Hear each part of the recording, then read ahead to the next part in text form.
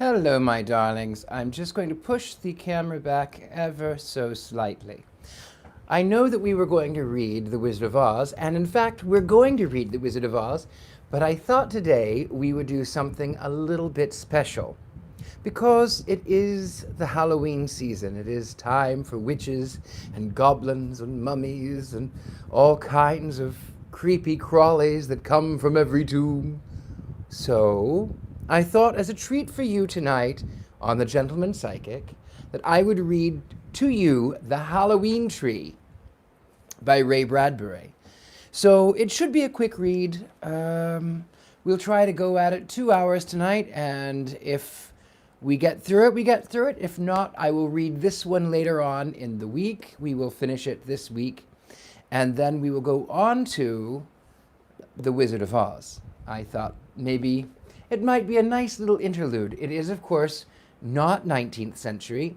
It is considerably more modern than 19th century, but I think it's well worth the read. For those of you who do not know Ray Bradbury, you are missing out, and I'm so glad to introduce you to him. So I hope that you can hear me properly. Make certain that I'm, if you can hear me, give me a little sign, a little thumbs up, or a little something right there. I know there's a little bit of a lag, so I'll wait so that you can hear me. We've got a few people joining us. Hello, hello, hello. Oh, good.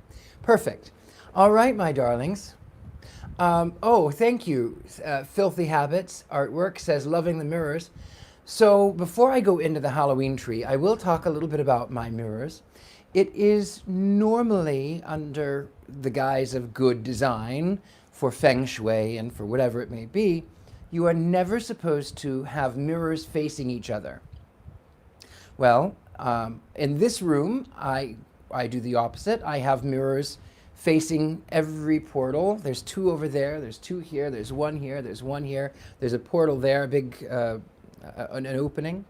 So in the magic realm, mirrors represent portals. It's sort of a highway of sorts.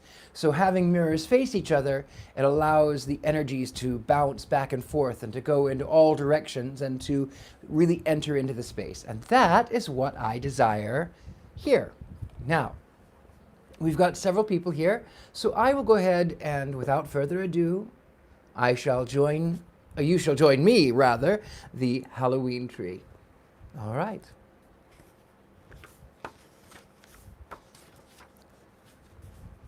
The Halloween Tree by Ray Bradbury, Chapter 1. It was a small town by a small river and a small lake in a small northern part of a Midwest state. There wasn't so much wilderness around you couldn't see the town, but on the other hand, there wasn't so much town you couldn't see and feel and touch and smell the wilderness. The town was full of trees and dry grass and dead flowers now that autumn was here, and full of fences to walk on, sidewalks to skate on, and large ravine to tumble in and yell across, and the town was full of boys. And it was the afternoon of Halloween, and all of the houses shut against the cool wind, and the town full of cold sunlight. But suddenly the day was gone. Night came out from under each tree and spread. Behind the doors of all the houses, there was a scurry of mouse feet, muted cries, flickerings of light. Behind one door, Tom Skelton, age 13, stopped and listened. The wind outside, nested in each tree, prowled the sidewalks in invisible treads like unseen cats. Tom Skelton shivered. Anyone could see that the wind was a special wind that night, and the darkness took on a special feel because it was All Hallows' Eve. Everything seemed cut from soft black velvet or gold or orange velvet. Smoke panted up out of 1,000 chimneys like the plumes of funeral parades. From the kitchen windows drifted 2 pumpkin smells, gourds being cut, pies being baked. The cries behind the locked house doors grew more exasperated as shadows of boys flew by windows. Half-dressed boys, grease paint on their cheeks, here a hunchback, there a medium-sized giant. Attics were still being rummaged, old locks broken, old steamer chests disemboweled for costumes. Tom Skeleton put on his bones. He grinned at the spinal cord, the rib cage, the kneecaps, stitched white on black cotton. Lucky, he thought. What a name you got, Tom Skeleton. Great for Halloween. Everyone calls you Skeleton. So what do you wear? Bones. Wham! 8 front doors banged shut. 8 boys made a series of beautiful leaps over flower pots, rails, dead ferns, bushes, landing on their own dry-starched front lawns. Galloping, rushing, they seized a final sheet, adjusted a last mask, tugged at a strange mushroom cap or wigs, shouting at the way the wind took them along, helped their running, glad of the wind, or cursing boy curses as masks fell off or hung sideways or stuffed up their noses with muslin smell like a dog's hot breath. Or just letting the sheer exhilaration of being alive and out on this night pull their lungs and shape their throats into a yell and a yell and a yell. 8 boys collided at one intersection. Here I am, witch. 8 men. Skeleton, said Tom, hilarious inside his bones. Gargoyle, beggar. Mr. Death himself. Bang. They shook back from their concussions, all happy-fouled and tangled under a street-corner light. The swaying electric lamp belled in the wind like a cathedral bell. The bricks of the street became planks of a drunken ship, all tiled and foundered with dark and light. Behind each mask was a boy. Who's that? Tom Skeleton pointed. Won't tell, secret, cried the witch, disguising his voice. Everyone laughed. Who's that? Mummy, cried the boy inside the ancient yellowed wrappings, like an immense cigar stalking the night streets. And who's... No time, said someone hidden behind yet another mystery of muslin and paint. Trick or treat. Yeah. Shrieking, wailing, full of banshee mirth, they ran on. Everything except sidewalks, going up into the air, over bushes, and down almost upon yipping dogs. But in the middle of the running, laughing, barking, suddenly, as if a great hand of the night and wind, and the smelling something wrong stopped them. They stopped. 6, 7, 8. That can't be. Count again. 4, 5, 6. Should be 9 of us. Someone's missing. They sniffed each other like feral beasts. Pipkin's not here. How did they know? They were all hidden behind masks, and yet, they could feel his absence. Pipkin, he's never missed a Halloween in a zillion years. Boy, this is awful. Come on. In one vast swerve, one dog-like trot and ramble, they circled round and down the middle of the cobble-brick street, blown like leaves before the storm. Here's his place. They pulled to a halt. There was Pipkin's house, but not enough pumpkins in the windows, not enough corn shocks on the porch, not enough spooks peering out through the dark glass in the high upstairs tower room. Gosh, said someone, what if Pipkin is sick? It wouldn't be Halloween without Pipkin. Not Halloween, they moaned. And someone threw a crab apple at Pipkin's front door. It made a small thump, like a rabbit kicking the wood. They waited, sad for no reason, lost for no reason. They thought of Pipkin and a Halloween that might be a rotten pumpkin with a dead candle if Pipkin wasn't there. Come on, Pipkin, come out and save the night.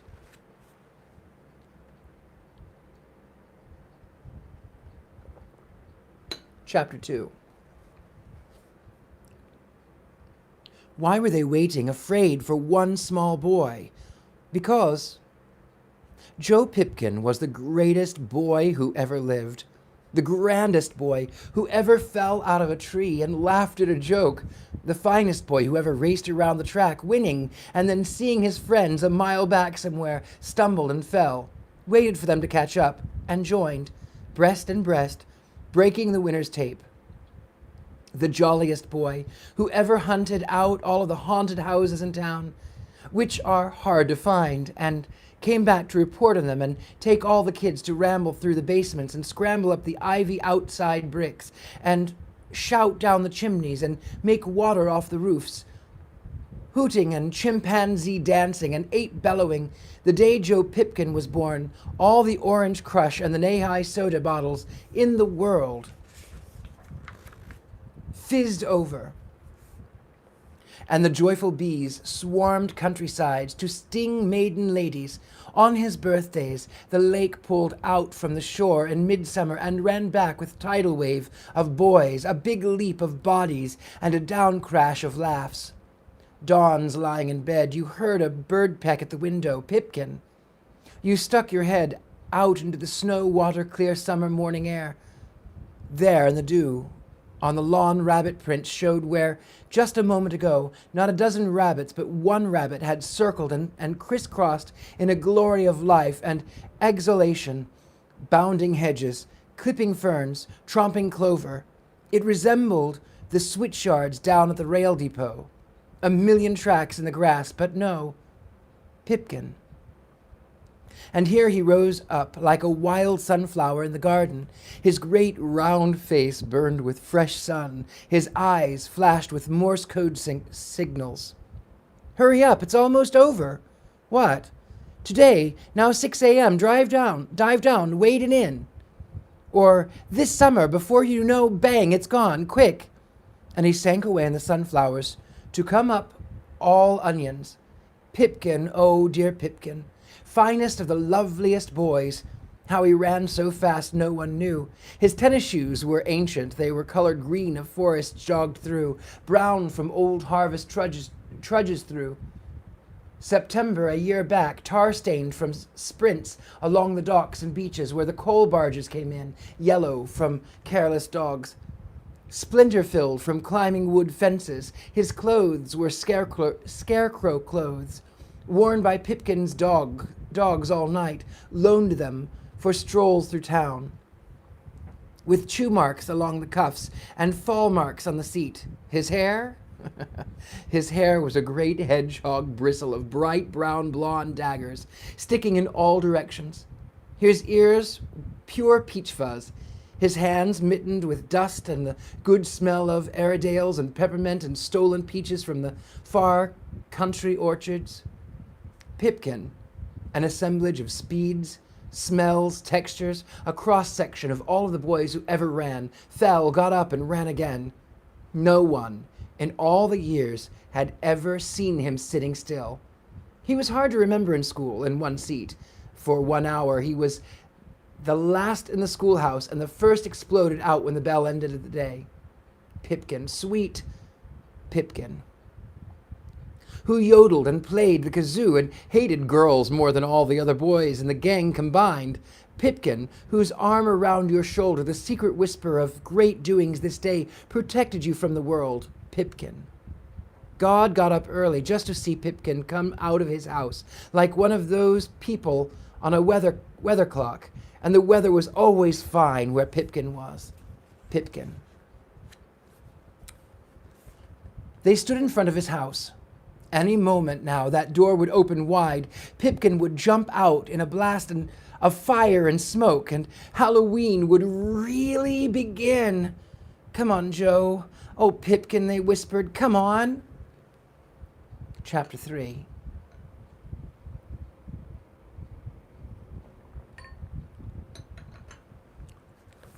The front door opened. Pipkin stepped out. Not flew, not banged, not exploded. Stepped out and came down the walk to meet his friends, not running, not wearing a mask, no mask, but moving along like an old man almost. Pipkin, they shouted to scare away their uneasiness. Hi, gang, said Pipkin. His face was pale. He tried to smile, but his Eyes looked funny. He was holding his right side with one hand, as if he had a boil there. They all looked at his hand. He took his hand away from his side. "Well," he said with a faint enthusiasm, "we ready to go?" "Yeah, but you don't look ready," said Tom. "You sick?" "On Halloween?" said Pipkin. "You kidding?" "Where's your costume?" "You go on ahead. I'll catch up." "No, Pipkin. We'll wait for you to—" "Go on," said Pipkin, saying it slowly, his face deathly pale. His hand was back on his side. "You got a stomach ache?" asked Tom. "You told your folks?" No, I can't. Tears burst from Pipkin's eyes. It's nothing, I tell you. Look, go straight on toward the ravine. Head for the house, okay?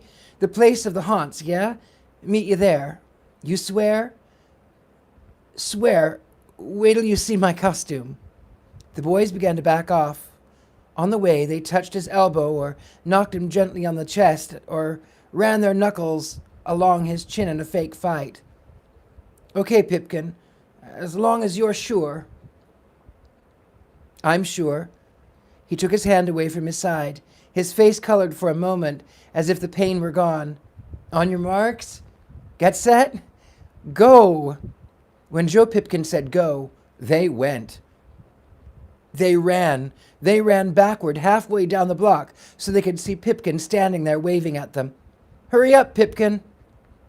"I'll catch you," he shouted, a long way off. The night swallowed him. They ran. When they looked back again, he was gone. They banged doors, they shouted, "Trick or treat!" and their brown paper bags began to fill with incredible sweets. They galloped with their teeth glued shut with pink gum. They ran with red wax lips bedazzling their faces. But all the people who met them at the doors looked like candy factory duplicates of their own mothers and fathers. It was like never leaving home. Too much kindness flashed from every window and every portal. What they wanted was to hear dragons belch in basements and banged castle doors. And so, still looking back for Pipkin, they reached the edge of town and the place where civilization fell away into darkness, the ravine. The ravine filled with varieties of night sounds, lurkings of black ink stream and creek, lingerings of autumns that rolled over in fire and bronze and died 1,000 years ago. From this deep place sprang mushroom and toadstool and cold stone frog and crawdad and spider. There was a long tunnel down there under the earth in which poisoned waters dripped, and the echoes never ceased, calling, "Come, come, come." And if you do, you'll stay forever. Forever. Drip, forever. Rustle, run, rush, whisper, and never go there. Never go. The boys lined up in the rim of the darkness, looking down, and then Tom Skeleton, cold in his bones, whistled his breath in his teeth like the wind blowing over the bedroom screen at night. He pointed. "Oh, hey, that's where Pipkin told us to go." He vanished. All looked. They saw his small shape race down the dirt path into 100 million tons of night, all crammed in that huge dark pit, that dank cellar, that deliciously frightening ravine. Yelling, they plunged after. Where they had been was empty. The town was left behind to suffer itself with sweetness. Chapter 4. They ran down through the ravine at a swift rush, all laughing, jostling, all elbows and ankles, all steamy snort, and roused about to stop in collision when Tom Skeleton stopped and pointed up the path. "There," he whispered. "There's the only house in town worth visiting on Halloween. There." "Yeah," said everyone. For it was true. The house was special and fine and tall and dark. There must have been 1,000 windows in its sides, all shimmering with cold stars. It looked as if it had been cut out of black marble instead of built out of timbers. And inside, who could guess how many rooms? Halls, breezeways, attics, superior and inferior attics, some higher than others, some more filled with dust and webs and ancient leaves, or gold buried above ground in the sky, but lost away so high no ladder in town could take you there. The house beckoned with its towers, invited with its gummed shut doors. Pirate ships are a tonic, ancient forts are a boon, but a house, a haunted house. On All Hallows Eve, 8 small hearts beat up an absolute storm of glory and approbation. Come on. But they were already crowding up the path until they stood at last by the crumbling wall, looking up, and still further up at the great tomb-yard top of the old house. For that's what it seemed. The high mountain peak of the mansion was littered with what looked like black bones or iron rods, and the enough chimneys to choke out smoke signals from 3 dozen fires on sooty hearths hidden far below in the dim bowels of the monster place. With so many chimneys, the roof seemed a vast cemetery, each chimney signifying the burial place of some old god of fire or enchantress of steam, smoke, and firefly spark.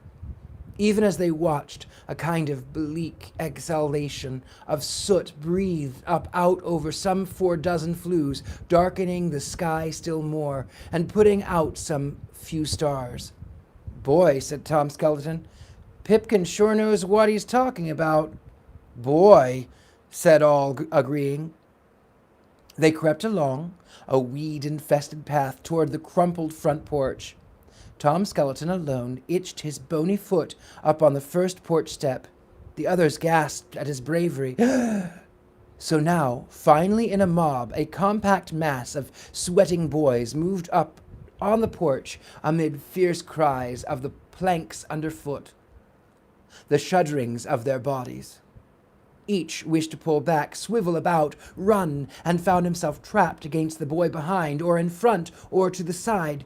So with pseudopod thrust out here or there, the amoebic form, the large precipitation of boys, leaned and made a run and stopped the front door of the house, which was as tall as a coffin and twice as thin.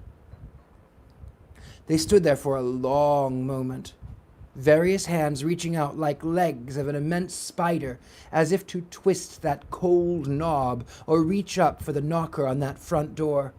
Meanwhile, the wooden floorings of the porch sank and wallowed beneath their weight, threatening at every shift of proportion to give way and fling them into some cockroach abyss beneath. The planks each turned to an A or an F or a C, sang out their uncanny music as heavy shoes scraped on them. And if there had been time, and it were noon, they might have danced out a cadaver's tune or a skeleton's rigadoon, for who can resist an ancient porch which, like a gigantic xylophone, only wants to be jumped on to make music? But they were not thinking this.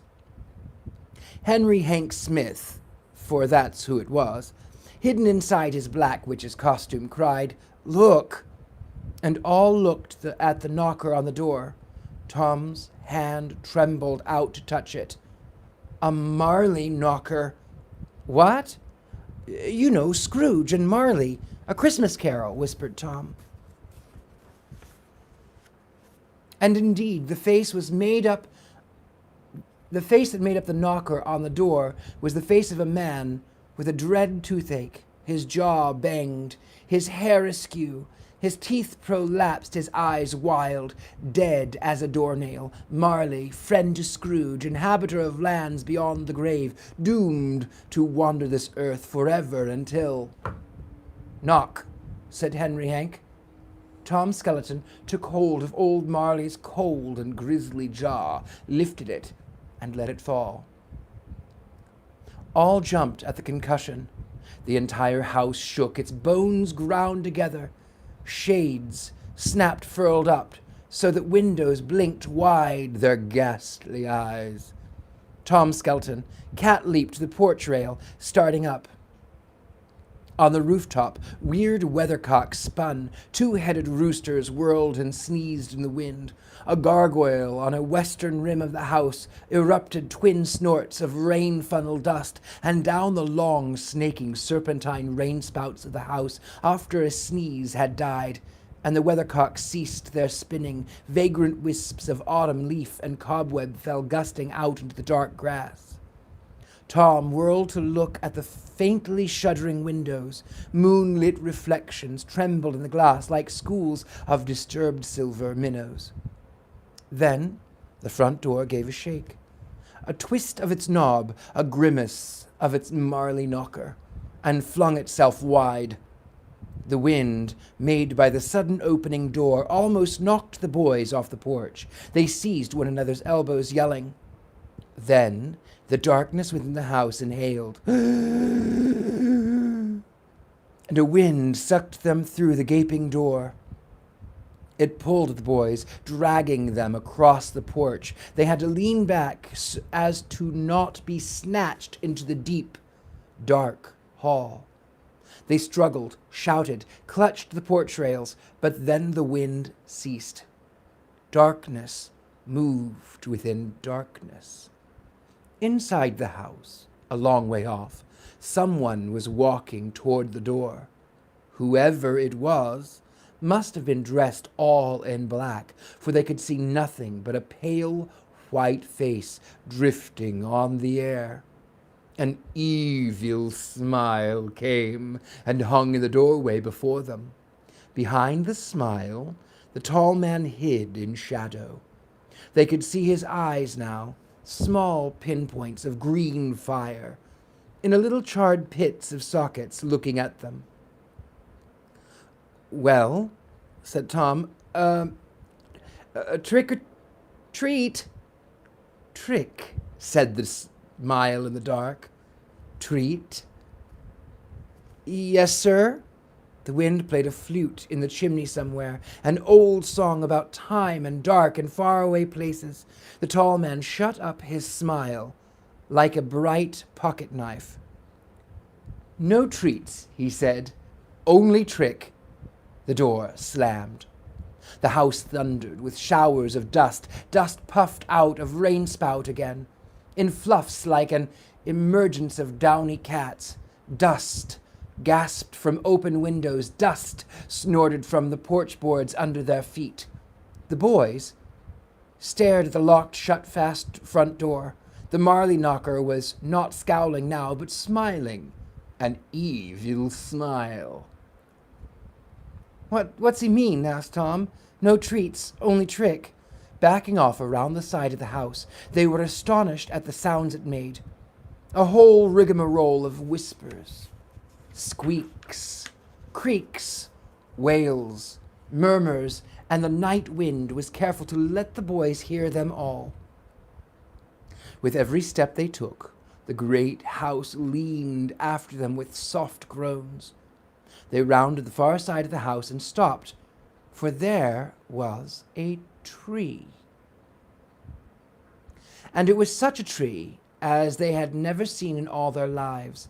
It stood in the middle of a vast yard behind the terribly strange house, and this tree rose up some 100 feet in the air, taller than the high roofs, and the full and round and well-branched and covered all over with rich assortments of red and brown, yellow autumn leaves. "But," whispered Tom, "oh, look, what's up in that tree?" For the tree was hung with a variety of pumpkins of every shape and size, and a number of tints and hues of smoky yellow or bright orange. "A pumpkin tree," someone said. "No," said Tom. The wind blew among the high branches and tossed their bright burden softly.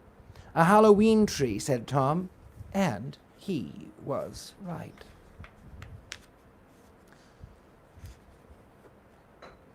Momentary pause here. This is not a political forum, so whoever just posted that, kindly refrain. Thank you. Chapter 5. The pumpkins on the tree were not mere pumpkins. Each face was different. Every eye was a stranger eye. Every nose was a weirder nose. Every mouth smiled hideously in some new way. There must have been 1,000 pumpkins on this tree, hung high, and on every branch 1,000 smiles, 1,000 grimaces, and twice times 1,000 glares and winks and blinks and leerings of fresh-cut eyes. And as the boys watched, a new thing happened. The pumpkins began to come alive.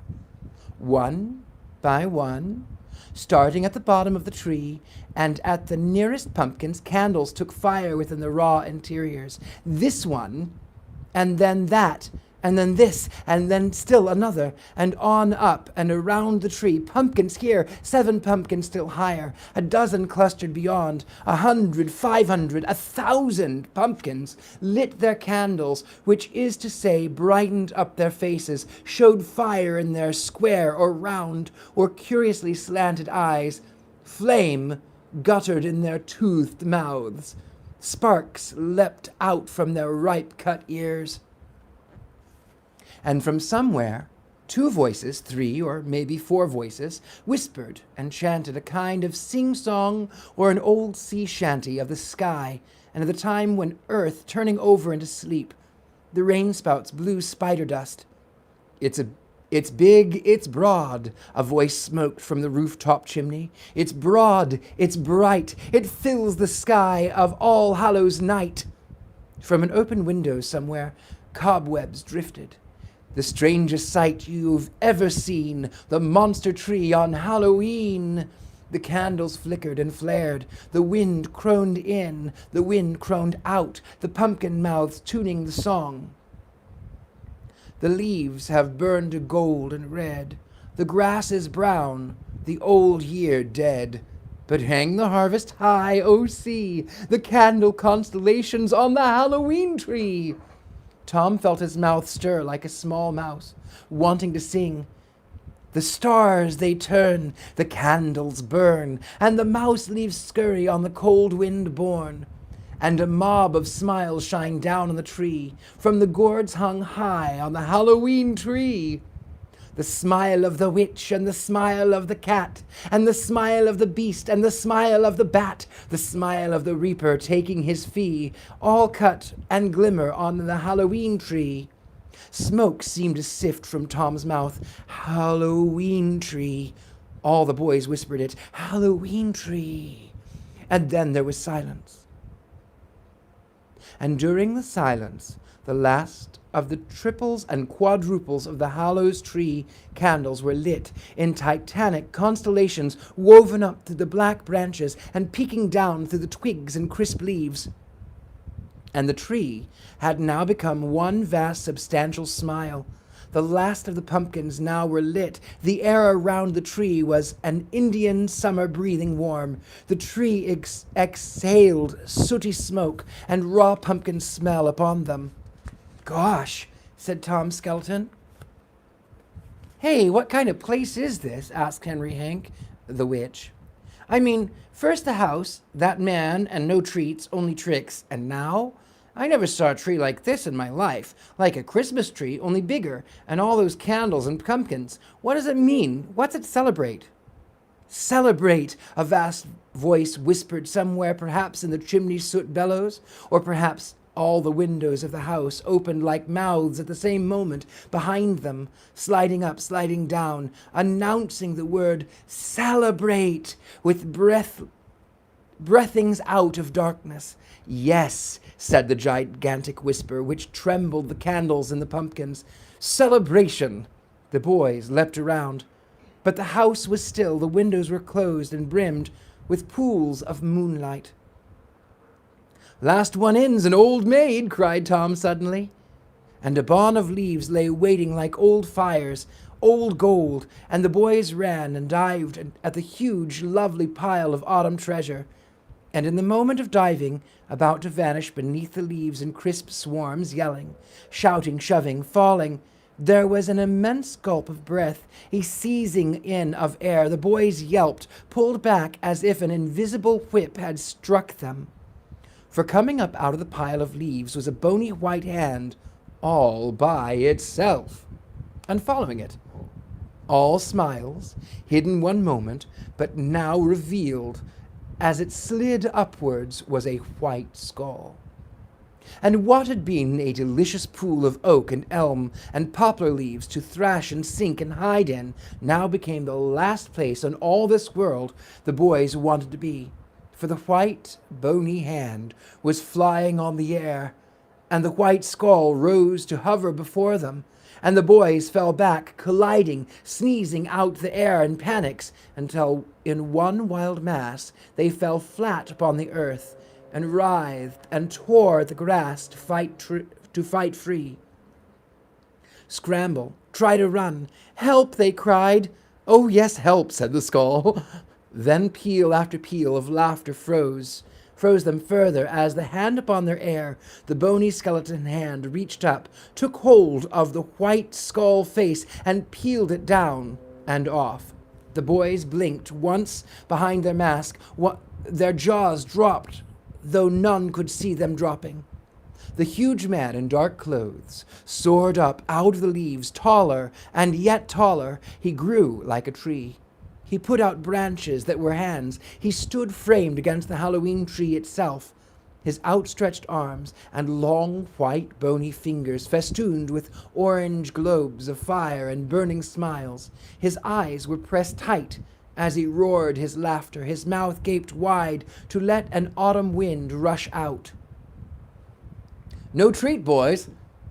No, not treat. Trick, boys. Trick, trick. They lay there, waiting for the earthquake to come, and it came. The tall man's laughter took hold of the ground and gave it a shake. This tremor passed through their bones, came out their mouths, and it came out in the form of still more laughter. They sat up amid the ruins of the thrashed-about leaf piles, surprised. They put their hands on the masks to feel the hot air leaping out in small gusts of echoing mirth. Then they looked up at the man as to verify their surprise. Yes, boys, that was a trick. You'd forgotten. No, you never knew. And he leaned against the tree, finishing out his fits of happiness, shaking the trunk, making 1,000 pumpkins shiver, and the fires inside to smoke and dance. Warmed by their laughter, the boys got up to feel their bones and see if anything was broken. Nothing was. They stood in a small mob under the tree, waiting, for they knew this was only the beginning of something new and special and grand and fine. Well, said Tom Skeleton. Well, Tom, said the man. Tom, cried everyone else. Is that you? Tom in the skeleton mask stiffened. Or is it Bob or Fred? No, that must be Ralph, said the man quickly. All of those, sighed Tom, clapping his mask hard in place, relieved. Yeah, all, said everyone. The man nodded, smiling. Well, now you know something about Halloween you never knew before. How did you like my trick? Trick? Yes, trick. The boys were catching fire with the idea. It made all the good glue go out of their joints and put a little dust of sin in their blood. They felt it stir around until it pumped on up to light their eyes and stretch their lips to show their happy dog teeth. Yeah, sure. Is this what you used to do on Halloween? Asked the witch boy. This and more. But let me introduce myself. Moundshroud is the name. Carapace clavicle Moundshroud. Does that have a ring, boys? Does it sound familiar to you? It sounds, the boys thought. Oh, it sounds. Moundshroud. A fine name, said Mr. Moundshroud, giving it a full, spectral, night church sound, and a fine night, and all the deep, dark, wild, long history of Halloween waiting to swallow us whole. Swallow us? Yes, cried Moundshroud. Lads, look at yourselves. Why are you, boy wearing that skull face, and you, boy, carrying a scythe, and you, lad, made up like a witch, and you, and you, and you? He thrust his bony finger at each mask. You don't know, do you? You just put on those faces and old mothball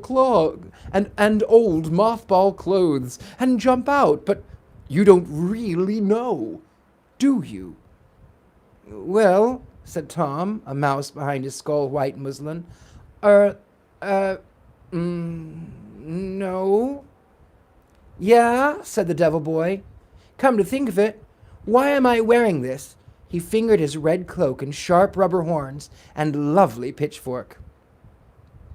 And me, this, said the ghost, trailing its long white graveyard sheets. And all the boys were given to wonder and touched their own costumes and refit their own masks. Then wouldn't it be fun for you to find out? Asked Mr. Moundshroud. I'll tell you. No, I'll show you. If only there was time. It's only 6:30. Halloween hasn't even begun, said Tom, in his cold bones. True, said Mr. Moundshroud. All right, lads, come along. He strode. They ran. At the edge of the deep, dark night ravine, he pointed over the rim of the hills and the earth away from the light of the moon under the dim light of the strange stars. The wind fluttered his black cloak and the hood that half shadowed and now half revealed his almost fleshless face. There! Do you see it, lads? What? The undiscovered country. Out there. Look long, look deep. Make a feast. The past, boys. The past. Oh, it's dark, yes, and full of nightmare. Everything that Halloween ever was lies buried there. Will you dig for bones, boys? Do you have the stuff? He burned his gaze at them. What is Halloween? How did it start? Where? Why? What? For witches, cats, mummy dust, haunts? It's all there in that country from which no one returns. Will you dive into the dark ocean, boys? Will you fly in the dark sky? The boys swallowed hard. Someone peeped. We'd like to, but Pipkin, we gotta wait for Pipkin. Yeah, Pipkin sent us to your place. We couldn't go without him. As if summoned, in this instant, they heard a cry from the far side of the ravine. Hey, here I am, called the frail voice. They saw his small figure standing with a lit pumpkin in the far ravine ledge. This way, they all yelled. Pipkin, quick. Coming, was the cry. I don't feel so good, but I had to come. Wait for me. Chapter 6. They saw his small figure run down the middle of the ravine on the path. Oh, wait, please, wait, the voice began to fail.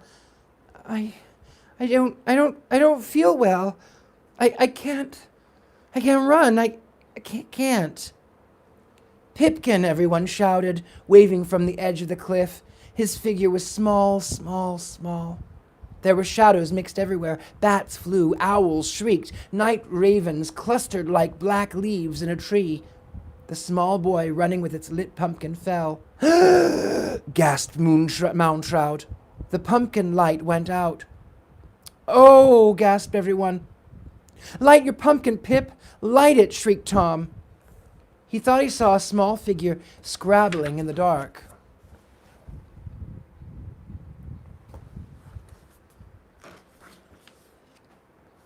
In the dark grass below, trying to strike a light, but in that instance of darkness, the night swept in. A great wing folded over the abyss. Many owls hooted. Many mice scampered and slithered in the shadows. A million tiny murders happened somewhere. Light your pumpkin, Pip.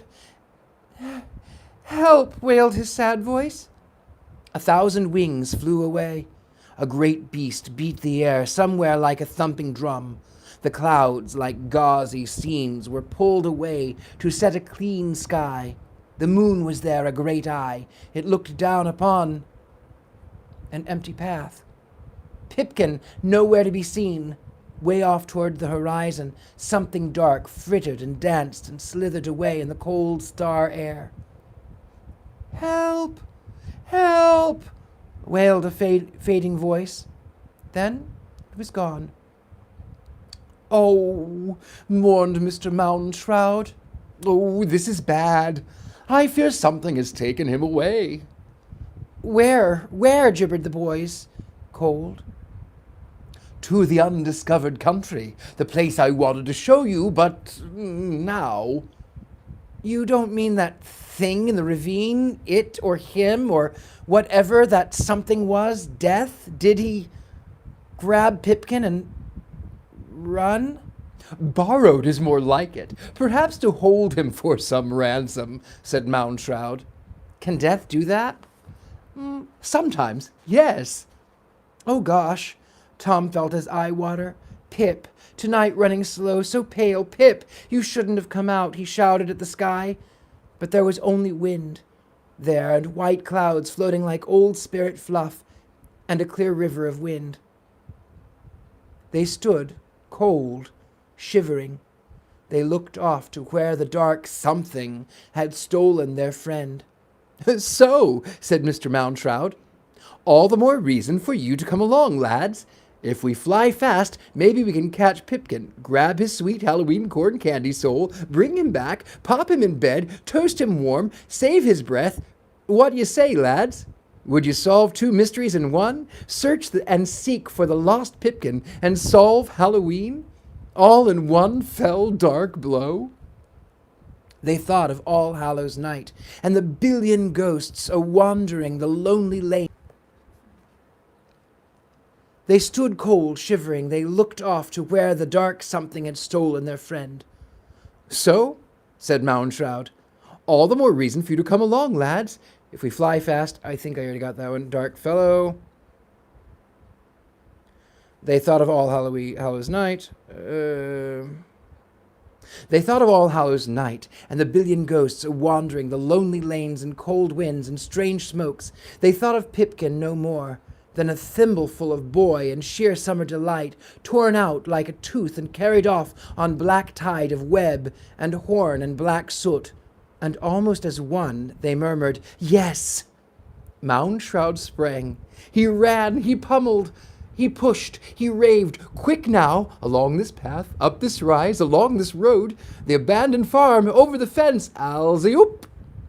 They leaped the fence, running, and stood by a barn that frosted over the old circus posters with banners tattered by wind, pasted here 30, 40, 50 years back. Circuses passing through had left patches and swatches of themselves in 10 inches thick.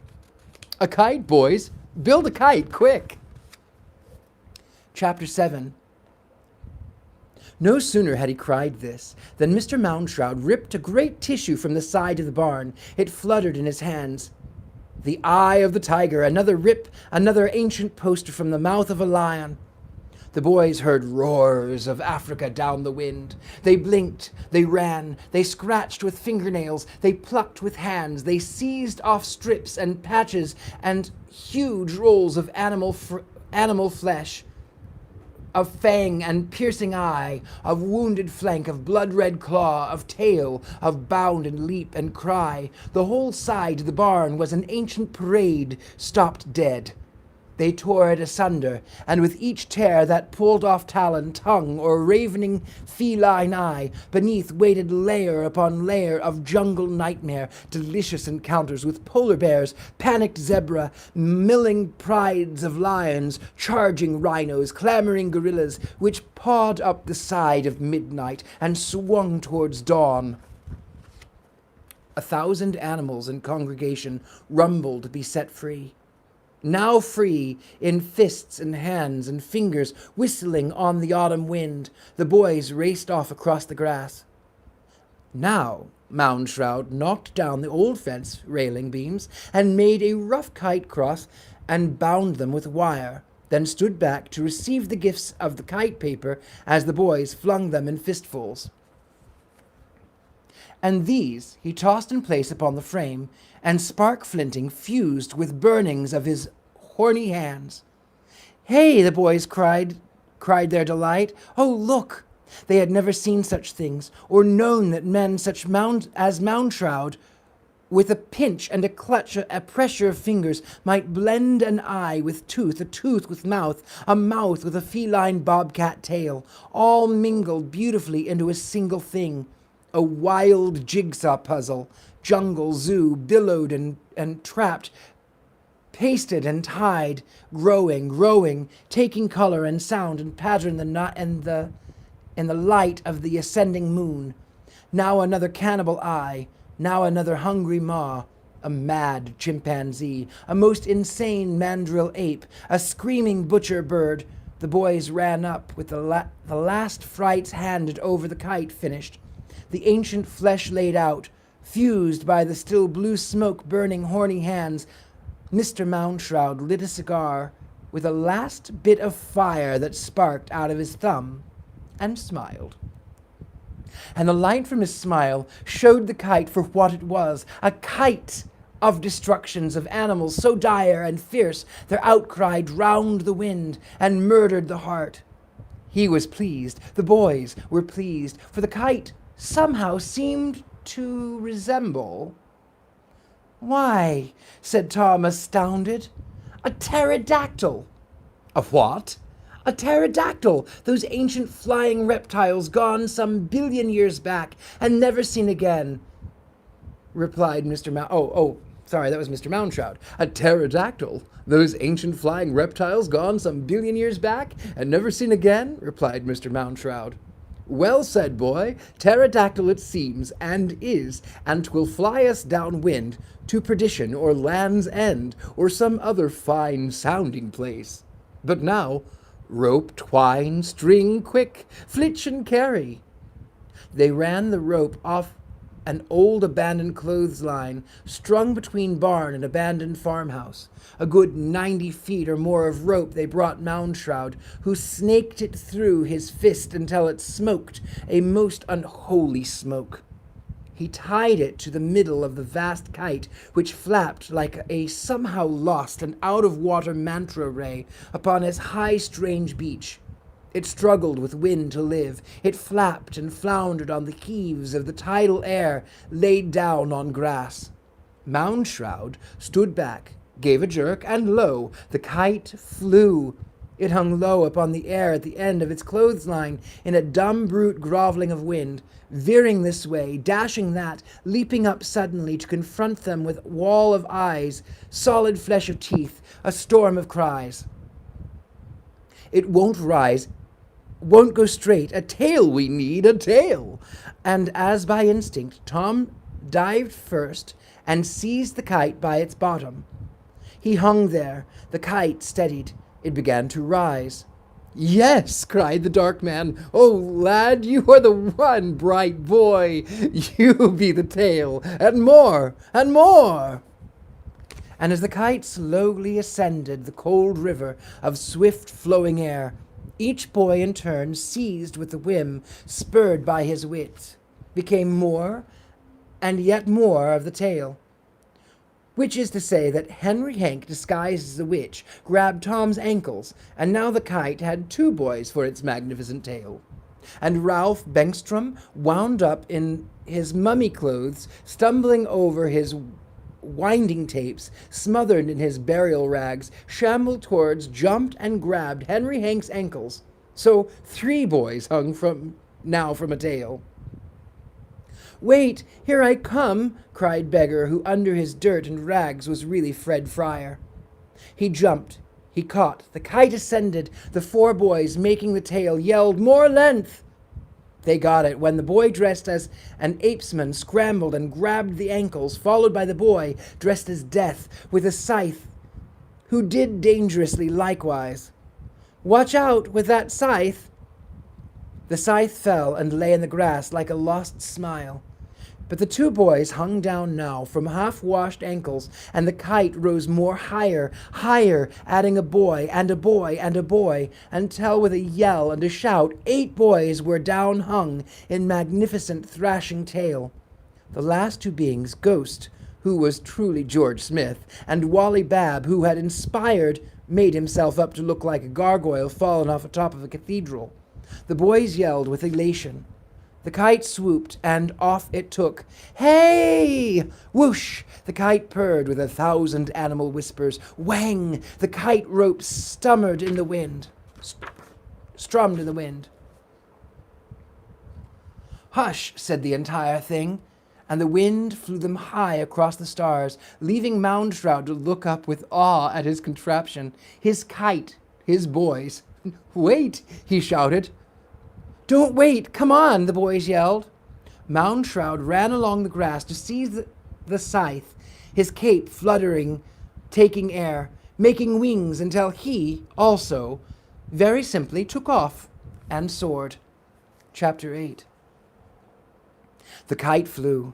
The boys flung down from the kite in a fine lizard's tail, now weaving, now looping, now snapping, now gliding. They yelled with delight. They shrieked with outgasped terror. They rode across the moon in an exclamation point. They soared over hills and meadows and farms. They saw themselves reflected in dusky moon-bright streams, creeks, rivers. They brushed down over ancient trees. The wind, stirred by their passing, shook down whole government mints of coins. Leaves bright, showering in black-grassed earth. They flew over the town and thought, oh, look up, see, here we are, your sons.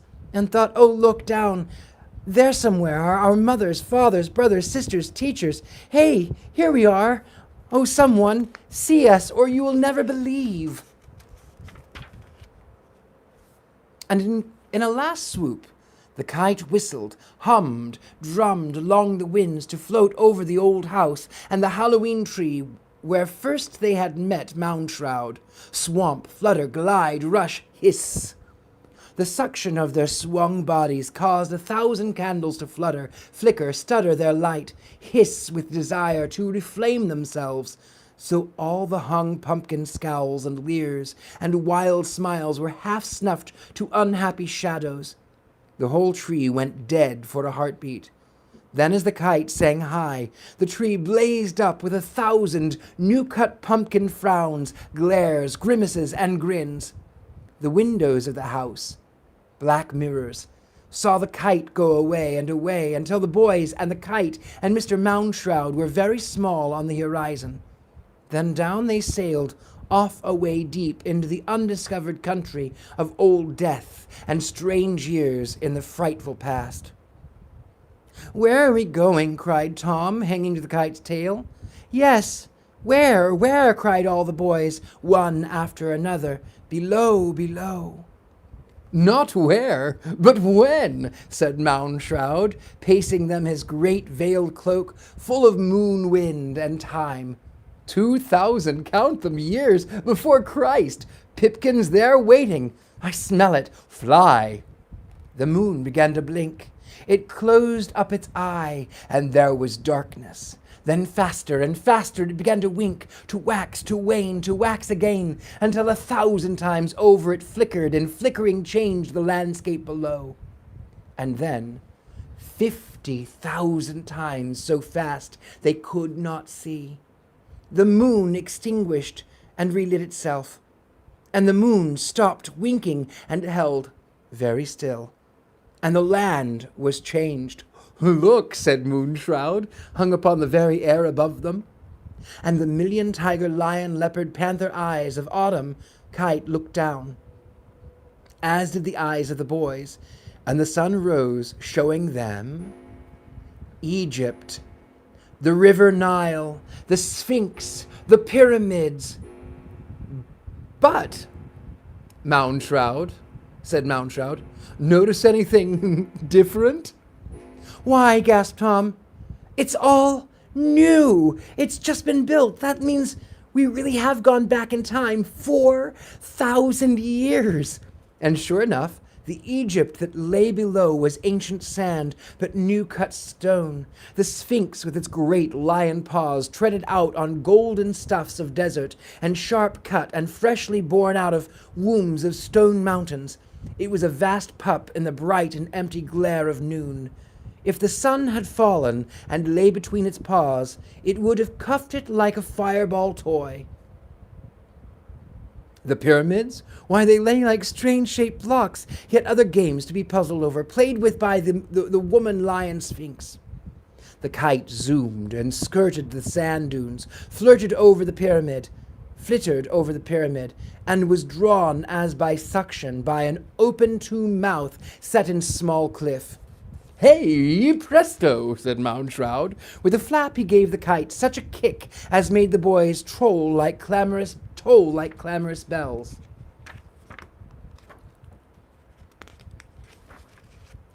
"Hey, no," they cried. The kite shuddered, fell down, hovered 10 feet above the dunes, and shook itself like a wild dog, ridding itself of fleas.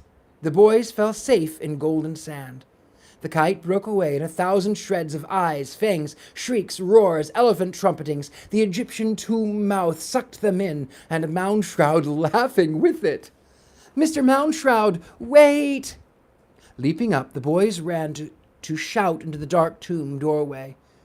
Then they lifted their gaze and saw where they were. The Valley of the Kings, where huge stone gods loomed above. Dust sifted in strange downpour of tears from their eyes, tears made of sand and powdered rock. The boys leaned into the shadows like a dry river bottom. The corridors led down to deep vaults where lay the linen-wrapped dead. Dust fountains echoed and played in strange courtyards a mile below. The boys ached. Listening, the tomb breathed out a sick exhalation of paprika, cinnamon, and powdered camel dung. Somewhere a mummy dreamed, coughed in its sleep, unraveled a bandage, twitched its dusty tongue, and turned over for another 1,000-year snooze. "Mr. Moundshroud?" called Tom Skelton. And from the deep in the dry earth a lost voice whispered, "Moundshroud." Out of the darkness something rolled, flushed, flapped. A long strip of mummy cloth snapped out into the sunlight. It was as if the very tomb itself had stuck out its old, dry tongue, which lay at their feet. The boys stared. The linen strip was hundreds of yards long, and might, if they wished, lead them down into the mysterious deeps below the Egyptian earth. Tom Skelton, trembling, put one toe on to touch the yellow linen strip. A wind blew from the tombs, saying, "Yes." "Here I go," said Tom, and balancing on the tight rope of linen, he wandered down and vanished in the dark under the burial chambers. "Yes," whispered the wind, coming up from below. "All of you come. Next, and another, quick." The boys raced down the linen path in darkness. "Watch for murder, boys, watch for murder!" The pillars on both sides of the rushing boys flashed to life. Pictures shivered and moved. The golden sun was on every pillar, and it was a sun with arms and legs bound tight with mummy wrappings. Murder! A dark creature struck the sun one dreadful blow. The sun died. Its fires went out. The boys, blind in darkness. "Yeah," thought Tom, running. "Sure. I think every night the sun dies, going to sleep. I wonder, will it come back? Tomorrow morning, will it still be dead?" The boys ran. On new pillars, dead ahead, the sun appeared again, burning out of eclipse. "Swell," thought Tom. "That's it. Sunrise." But just as quickly as the sun was murdered again, on each pillar they raced by. The sun died in autumn and was buried in cold winter. Middle of December, thought Tom. I often think the sun'll never come back. Winter will go on forever. This time the sun really is dead. But as the boys slowed at the end of the long corridor, the sun was reborn. Spring arrived with golden horns. Light filled the corridor with pure fire. The strange god stood burning on every wall, his face a grand fire of triumph wrapped in golden ribbons. "Why, heck, I know who that is," panted Henry Hank. "Saw him in a movie once with terrible Egyptian mummies." "Or Ceres," said Tom. "Yes," hissed Moundshroud's voice from the deep tombs. Lesson number 1 about Halloween. Osiris, son of the earth and sky, killed each night by his brother darkness. Osiris, slain by autumn, murdered by his own night blood. So it goes in every country, boys. Each has its death festival, having to do with seasons, skulls, and bones. Boys, skeletons, and ghosts. In Egypt, lads. See death of Osiris, king of the dead. Gaze long. The boys gazed. They had come to the vast hole in the underground cavern, and through this hole they could look out at an Egyptian village where, at dusk, food was being placed out in pottery and copper dishes on porches and sills. "For the homecoming ghosts," whispered Moundshroud, "somewhere in the shadows." Rows of oil lamps were nailed to a house front, and the soft smoke from these rose up to the twilight air like wandering spirits. You could almost see haunts shifting along the cobbled streets. The shadows leaned away from the lost sun in the west and tried to enter the houses. But the warm food steaming on the porches kept the shadows circling and stirring. A faint smell of incense and mummy dust wafted up to the boys, who looked out upon the ancient Halloween and the treats being set forth not for wandering boys, but for homeless ghosts. "Hey!" whispered all the boys. "Do not lose your way in the dark," voices sang in the houses, to harps and lutes. "Oh, dear sweet dead, come home and welcome here. Lost in the dark, but always dear. Do not wander, do not roam. Dear ones, come home, come home." Smoke curled from the dim lamps, and the shadows stepped up on the porches and very gently touched the gifts of food. And in one house they could see an old grandfather mummy being taken out of a closet and put in a place of honor at the head of the table, with food set before him. And the members of the family sat down to their evening meal and lifted their glasses and drank to the dead one seated there, all dust and dry and silence. Chapter 10. "Quick now, come and find me," Moundshroud's voice, laughing, called them on. "This way, no, this, this way." They ran a long, slender ribbon of mummy wrapping deep into the earth. "Yes, here I am." They turned a corner and stopped for a long linen ribbon wound across the tomb floor and up a wall to wrap around the feet of an ancient brown mummy, which was propped atilt in the candlelight niche. Stuttered Ralph Bergstrom, dressed in his own mummy costume. Is that a real mummy?" "Yes." Dust sifted from under the golden mask of the mummy's face. "Real." "Mr. Moundshroud, you?" The gold mask fell to a clang like a bright bell on the floor. Where the mask had been was a mummy's face, a pool of brown mud crinkled by blasts of sun. One eye was glued shut with spiderweb, the other eye cracked forth tears of dust and a glint of bright blue glass. "Is there some boy there dressed like a mummy?" asked the voice muffled beneath the shroud. "Why, me, sir," squeaked Ralph, showing his arms, legs, and chest, the medical bandages it had taken him all afternoon to wrap himself up in mummified. "Good," sighed Moundshroud. "Grab up the linen strip, pull." Ralph bent, took hold of the ancient mummy bandages, and yanked. The ribbon unraveled up, around, and around to reveal the great ancient reptile, nose, beak, and flaky chin, and dry, smiling, powdery mouth of Moundshroud. His crossed arms fell loose. "Thanks, lad, free. No fun being wrapped like some old funeral gift for the land of the dead. But hist! Quick, boys! Come hop on the niches, stand stiff. Something's coming. Play mummies, boys. Play dead." The boys leaped to stand, arms folded, eyes shut, breaths held like a frieze of small mummies cut in an ancient rock. Easy, whispered Moundshroud. Here comes a funeral procession.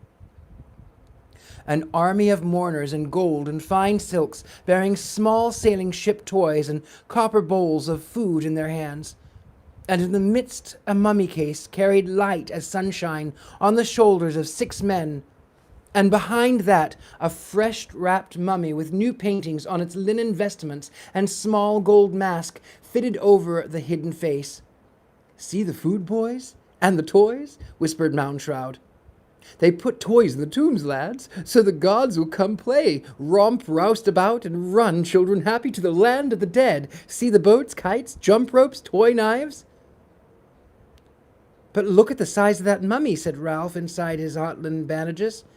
It's a 12-year-old boy in there, like me, and that gold mask on the boy's mummy's face. Doesn't it look familiar?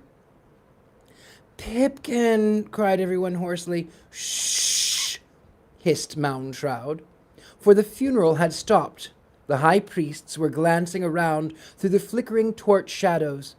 The boys, high in their niches, squeezed their eyes tight, sucked in their breaths. Not a whisper, said Moundshroud, a mosquito in Tom's ear. Not a murmur. The harp music began. The funeral shuffled on.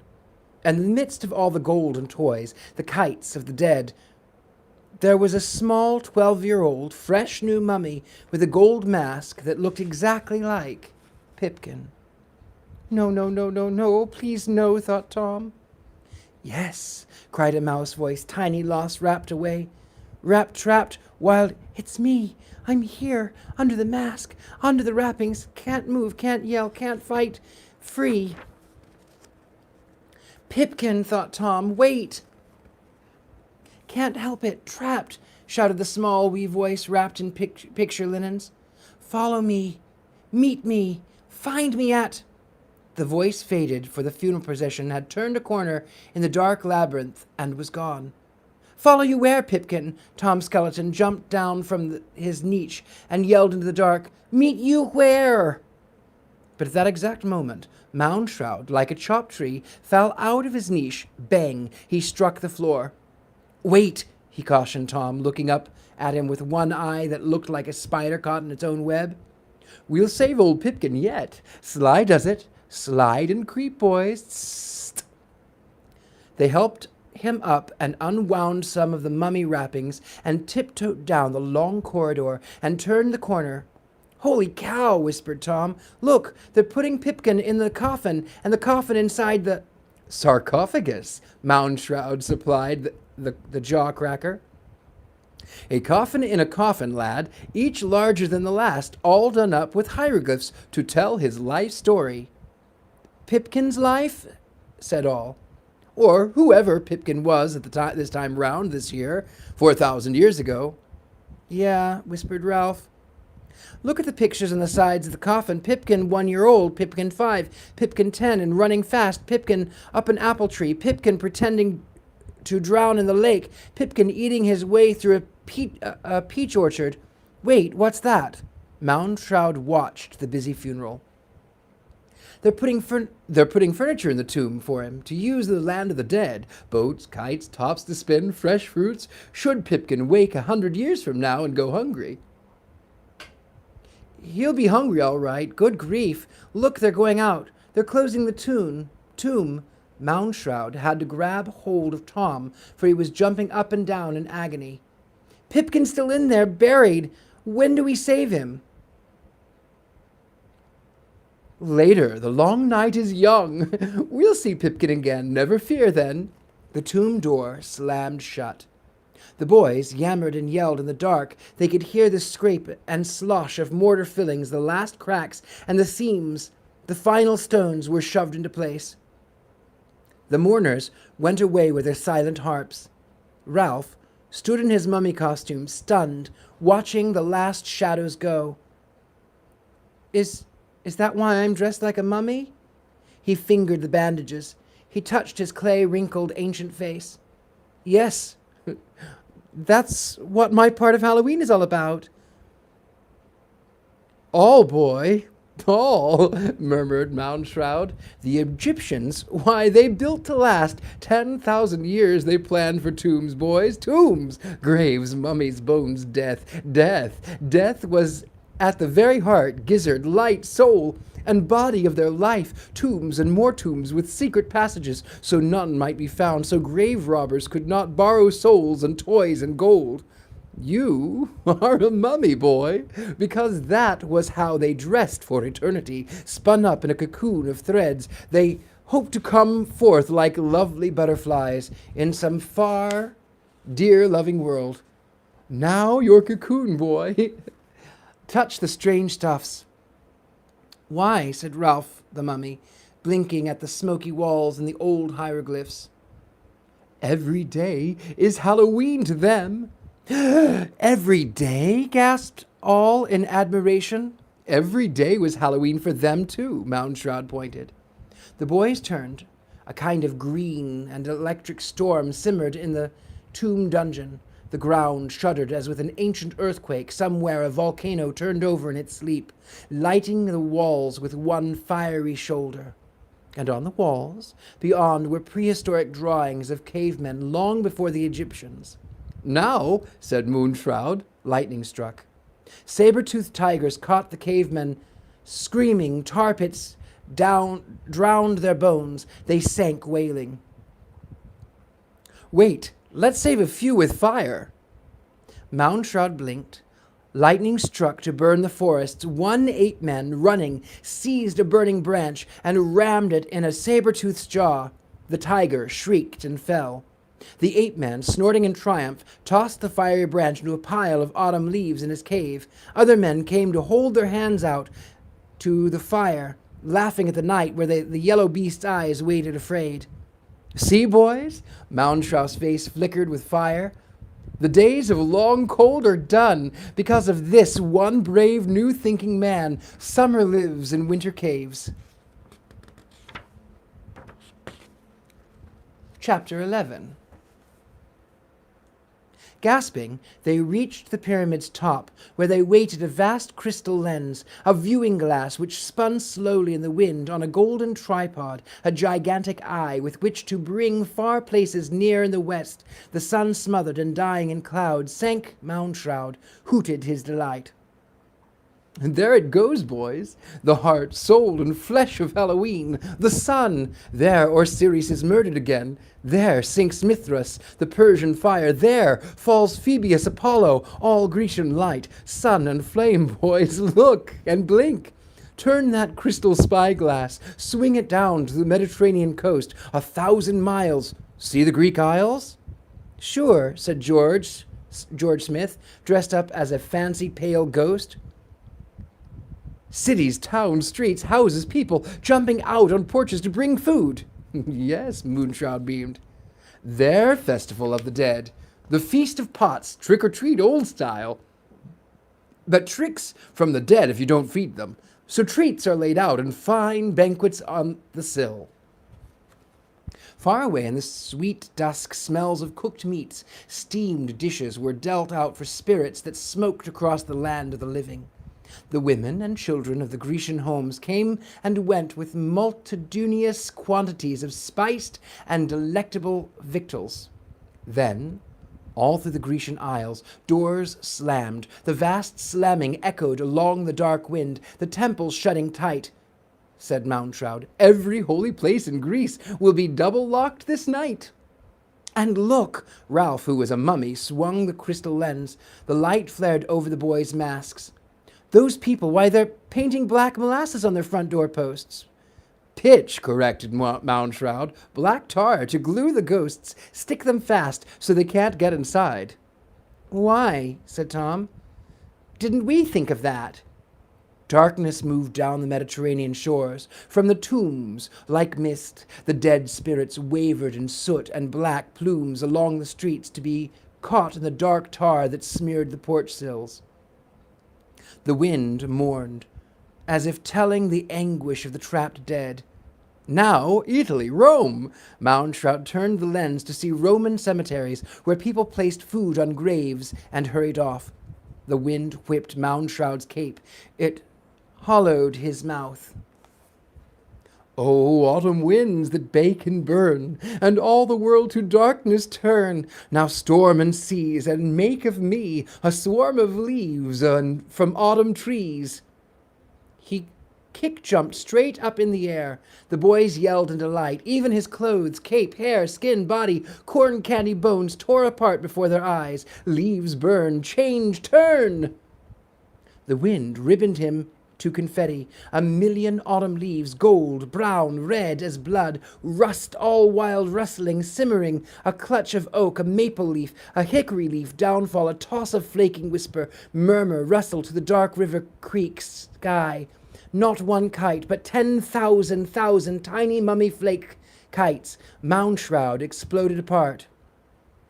World turn, leaves burn, grass die, trees fly. And from 1,000,000,000 other trees in the autumn lands, leaves rushed to join the upflung battalions of dry bits that were Moundshroud disappeared in the whirlwinds, from which his voice stormed, "Boys, see the fires along the Mediterranean coast, fires burning north through Europe, fires of fear, flames of celebration. Would you spy, boys? Up now, fly!" And the leaves in the avalanche fell upon each boy like terrible flapping moths and carried them away. Over Egyptian sands they sang and laughed and giggled. Over the strange sea, rapturous and hysterical, they soared. "Happy New Year!" a voice cried far below. "Happy what?" asked Tom. "Happy New Year, Moundshroud!" A flock of rusty leaves rustled his voice. "In old times, the 1st of November was New Year's Day, the true end of summer, the cold start of winter. Not exactly happy, but well, Happy New Year!" They crossed Europe, and they saw new water below. "The British Isles," whispered Moundshroud. "Would a cock-and-eyed England's own Druid god of the dead? We would." "Quiet as milkweed then, soft as snow, fall, blow, away down, each and all." The boys fell like a bushel of chestnuts, with their feet ranged the earth. Chapter 12. Now that the boys, who landed like a downpour of bright autumn trash, were in this order: Tom Skeleton, dressed up in his delicious bones; Henry Hank, more or less a witch; Ralph Bengstrom, an unraveled mummy, becoming more unbandaged by the minute; a ghost named George Smith, JJ, no other name needed; a very fine ape-man, Wally Babb, who said he was a gargoyle, but everyone said they looked more like Quasimodo; Fred Fryer, what else but a beggar fresh out of a ditch; and last and not least, Hackles Nibley, who had run up a costume at last moment by simply clapping on a white scare mask and grabbing his grandpa's harvest scythe off the garage wall. The boys, being safely landed on English earth, their 1,000,000,000 autumn leaves fell off and blew away. They stood in the midst of a vast field of wheat. "Hey, here, Master Nibley, I brought your scythe. Take it, grab. Now lie low," warned Moundshroud. "The Druid god of the dead, Samhain, fall." They fell, for a huge scythe came skimming down out of the sky. With a great razor edge it cut the wind. With its whistling side it sliced clouds, it beheaded trees. It razored along the cheek of the hill. It made clean shave of wheat in the air, for a whole blizzard of wheat fell. And with every whisk, every cut, every scythe, the sky was aswarm with cries and shrieks and screams. The scythe hissed up. The boys cowered. "Oh!" grunted a large voice. "Mr. Moundshroud? Mr. Moundshroud, is that you?" cried Tom. For towering 40 feet above them in the sky, an immense scythe in his hands, was this cowled figure, its face in midnight fogs. The blade swung down. Hiss! "Mr. Moundshroud, let us be!" "Shut up!" Someone knocked Tom's elbow. Mr. Moundshroud lay on the earth beside him. "That's not me. "That's Samhain," cried the voice in the fog. "God of the dead. I harvest thus and so. Swoosh!" "All those who died this year are here, and for their sins our night are turned to beasts. Swoom!" "Please," whimpered Ralph the mummy. "Sht!" The scythe zipped Hackles Nibley's spine, ripping his costume in a long tear, knocking his own small scythe free of his hands. "Beasts!" And the harvest wheat flailed up, spun round on the wind, shrieking its souls. All those who had died in the past 12 months rained to earth, and falling, touching the heads of wheat, were turned to asses, chickens, snakes, which scurried, cackled, brayed, and were turned to dogs and cats and cows that barked and cried, bawled. But all were miniature. All were tiny small, no bigger than worms, no bigger than toes, no bigger than the sliced-off tip of a nose. By the hundreds and the thousands the wheat heads snowed up in scatters and fell down as spiders, which could not shout or beg or weep for mercy, but which, soundless, raced over the grass, poured over the boys. 100 centipedes tiptoed on Ralph's spine. 200 leeches clung to Hackle Nibley's scythe until with a nightmare gasp he raved and shook them off. Everywhere fell black widows and tiny boa constrictors. For your sins, take that and this," bellowed the voice in the whistling sky. The scythe flashed, the wind cut, fell in bright thunders. The wheat churned and gave up 1,000,000 heads. Heads fell, sinners hit like rocks, and hitting were turned to frogs and toads and multitudes of scaly warts with legs and jellyfish, which stank in the light. "I'll be good," prayed Tom Skelton. "Let me live," added Henry Hank. All of this said very loudly, for the scythe was making a dreadful roar. It was like an ocean wave, falling down out of the sky, cleaning a beach and running away up to the Cutmore clouds. Even the clouds seemed to be whispering out swift and more fervent prayers for their own fates. "Not me, not me." "For all the evil you ever did," said Samhain. And the scythe cut, and the souls were harvested, and fell in blind newts and awful bedbugs and dreadful cockroaches to scuttle, limp, creep, and scrabble. "My gosh, he's a bug maker, flea squasher, snake grinder outer, roach transformer, fly keeper." "No, Samhain, October god, god of the dead."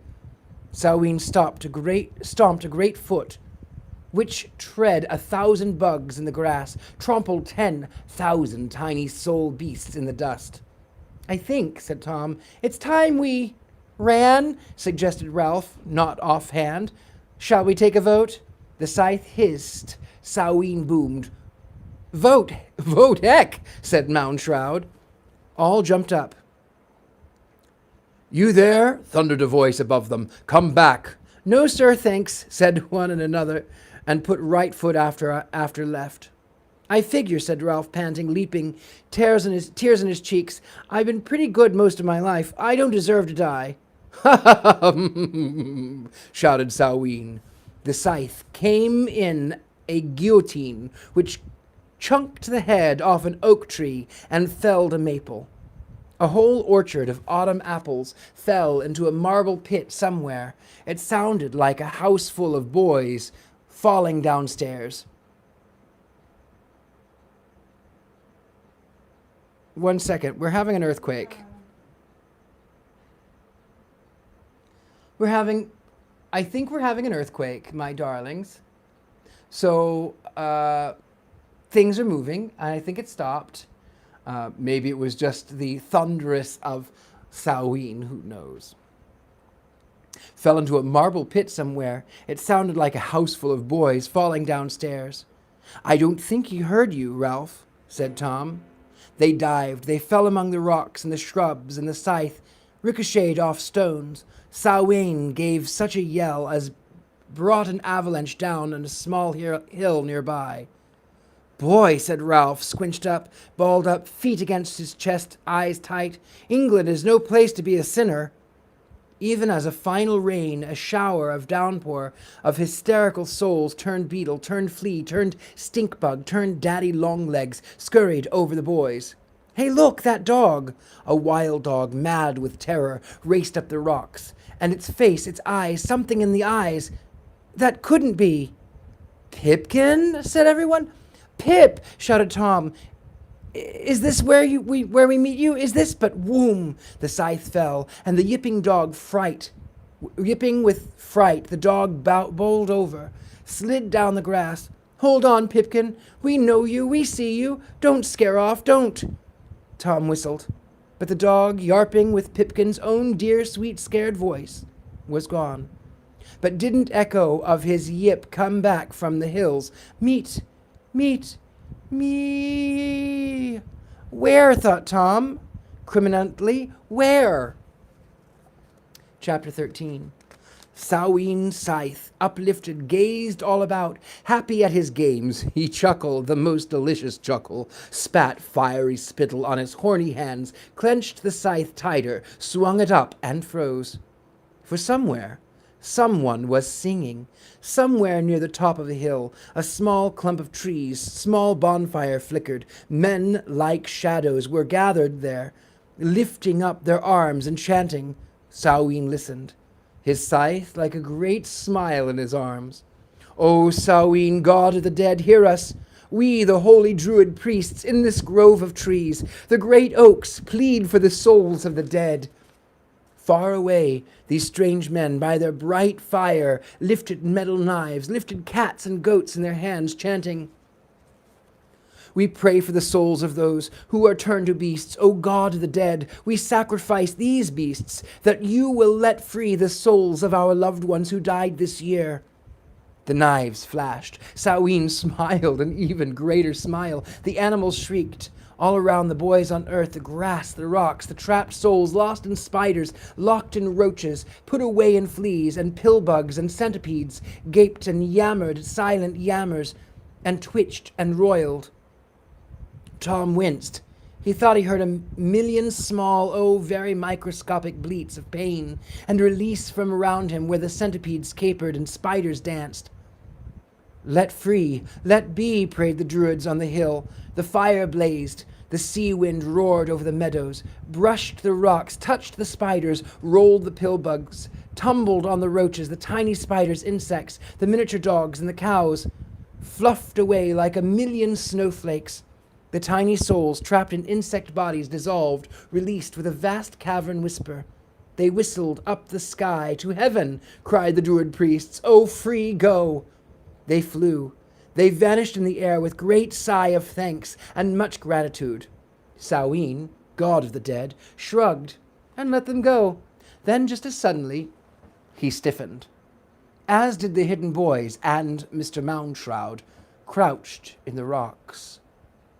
Through a valley and across the hill ran an army of Roman soldiers, a troop on the double. Their leader ran before them, shouting, "Soldiers of Rome, destroy the pagans, destroy the unholy religions. Sanctuous so orders, for sensuous." Samhain in the sky raised his scythe too late. The soldiers slammed swords and axes into the bases of the holy Druid oaks. Samhain shrieked in pain, as if the axes had chopped his knees. The holy trees groaned, whistled, and with final chop thundered to earth. Samhain trembled in high air. The Druid priests, fleeing, stooped and shuddered. Trees fell. The priests chopped at the ankles. The knees fell. They were blown over like oaks in a hurricane. "No!" roared Samhain in the high air. "But yes!" cried the Romans. "Now!" The soldiers gave a final mighty blow, and Samhain, god of the dead, torn at his roots, chopped at his ankles, began to fall. The boys, staring up, leaped out of the way, for it was like a giant forest falling all in one fall. They were shadowed by his midnight descent. The thunder of his death came before him. He was the greatest tree in all existence ever, the tallest oak ever, to plummet down and die. Down he came through the wild air, screaming, flailing to hold himself up. Samhain hit the earth. He dropped with a roar that shook the bones of the hills and snuffed the holy fires. And with Samhain cut down from the dead, and the last druid oaks fell with him, like the wheat cut a final scythe, his own huge scythe, a vast smile lost in the fields, dissolved into a puddle of silver, and sank into the grass. Silence. A smouldering of fires, a blowing of leaves. Instantly the sun went down. The druid priests bled in the grass as the boys watched, and the Roman captain plowed the dead fires, kicking the holy ashes. Here we shall build our temples and our gods. The soldiers lit new fires, burned incense before golden idols which they set in place. But no sooner lit than a star shone in the east. On the far desert sands to the camel bells, 3 wise men moved. The Roman soldiers lifted their bronze shields against the glare of the star of the sky. But their shields melted, the Roman idols melted, and became shapes of Mary and her son. The soldiers' armor melted, dripped, chained. They were dressed now in the garments of priests who sang Latin before newer altars, and even as Moundshroud crouched, squinting, weighed the scene and whispered it to small masked friends. Aye, boys.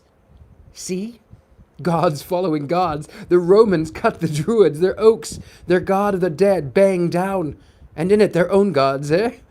Now the Christians run and cut the Romans down. New altars, boys. New incense. New names. The wind blew the altar candles out.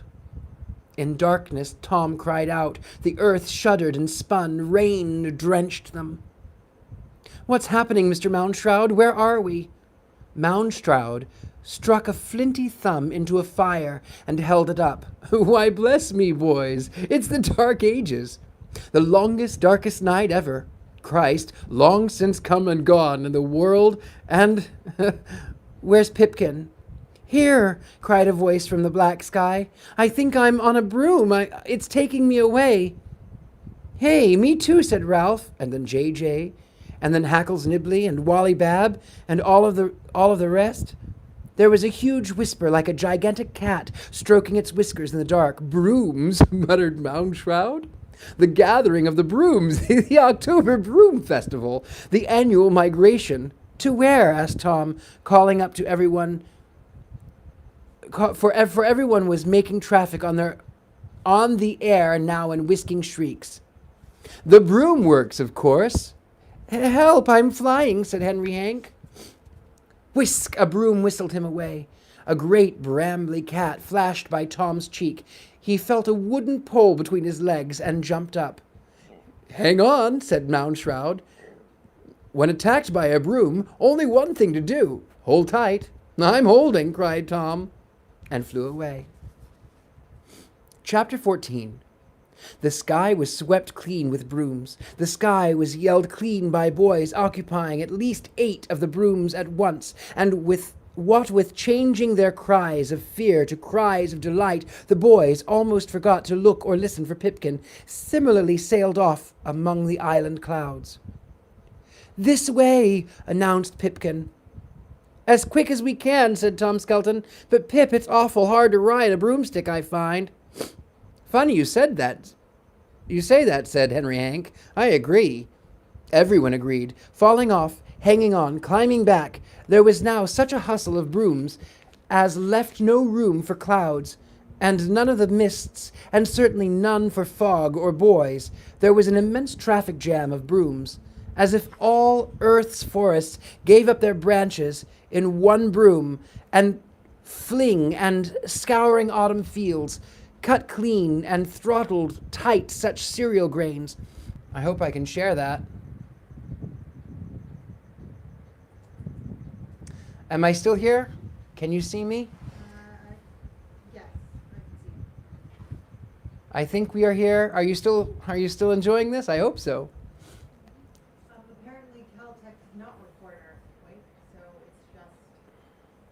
Apparently, my lovelies, their Caltech did not report an earthquake. I have been having a lot of strange rumblings in this house that are earthquakes.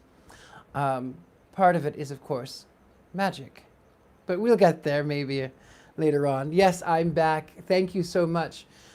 Sorry, we just had a little technical difficulty. You know, I live here in the Victorian era and I have the internet, so it doesn't always reach all the way back here. Anyway, as we continue. Forests gave up their branches in one boom and fling, and scouring autumn fields cut clean and throttled tight such cereal grains as made good sweepers, thrashers, beaters, then flew up.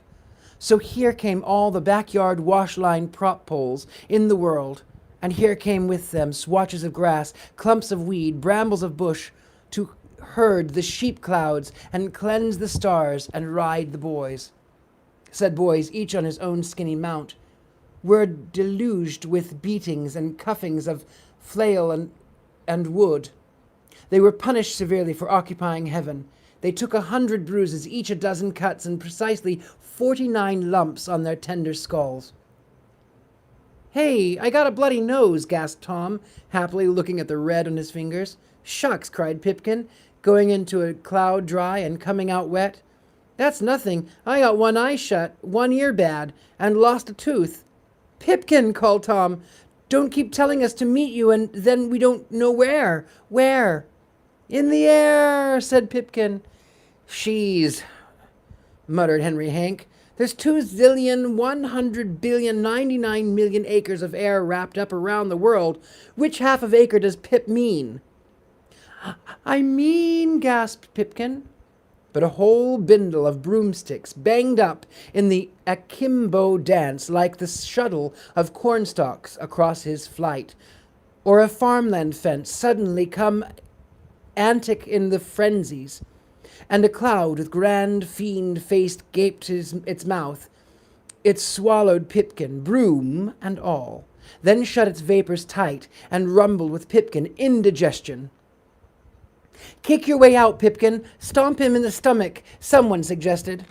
But nothing kicked, and the cloud, satisfied, sailed on for ever's bay towards eternity's dawn, ruminating over its delicious sweet boy dinner. "Meet him in the air," Tom snorted. "Good grief. Talk about horrible directions to nowhere." "See? Even more horrible directions," said Moundshroud, sailing by on a broom, what looked like a wet and angry cat on the end of a mop. "Would you see witches, boys? Hags, crones, conjure wives, magicians, black magics, demons, devils? There they be in mobs and riots, boys. Skin your eyeballs." And there below, all across Europe, through France and Germany and Spain, on the night roads were indeed clusters and mobs and parades of strange sinners running north, scrambling away from the southern sea. "That's it. Jump, run, this way to the night, this way to the dark." Moundshroud swooped low, shouting over the mobs like a general leading a fine evil troop. "Quick, hide, lie low. Wait a few centuries." "Hide out from what?" wondered Tom. "Here come the Christians," yelled voices below on the roads. And that was the answer. Tom blinked and soared and watched. And from all the roads, the mobs ran to stand alone on farms or at crossroads and harvest fields and towns. Old men, old women, toothless and raving, yelling to the sky as brooms swept down. "Why," said Henry Hank, stunned, "those are witches." "Dry clean my soul and hang it out to dry, if you're not right, boy," agreed Moundshroud. "There are witches jumping fires," said J.J. "And witches stirring cauldrons," said Tom. "And witches drawing symbols in farmyard dust," said Ralph. Are they real? I mean, I always thought—" "Real?" Moundshroud insulted, almost fell from his bramblecat broom. "Ye little gods and fishes, lad, every town has a resident witch. Every town hides some old Greek pagan priest, some Roman worshipper of tiny gods who ran up the roads, hid culverts, sank in caves to escape the Christians. In every tiny village, boy, in every scrubby farm, The old religions hide out. You saw the Druids cut and chopped, eh? They hid from the Romans, and now the Romans who fed the Christians to lions run themselves to hide. So all the little lollygagging cults, all the flavors and all the types scramble to survive. See how they run, boys? And it was true. Fires burned all over Europe. At every crossroad and every haystack, dark forms jumped in cats across flames, cauldrons bubbled, old hags cursed, dogs frolicked, red-hot coals, witches everywhere, said Tom, amazed. I never knew there were so many. Mobs and multitudes, Tom. Mobs and multitudes, Tom. Europe was flooded to the dikes. Witches underfoot, under bed, in the cellars and high attics. Boy, oh boy, said Henry Hank, proud in his witch costume. Real witches.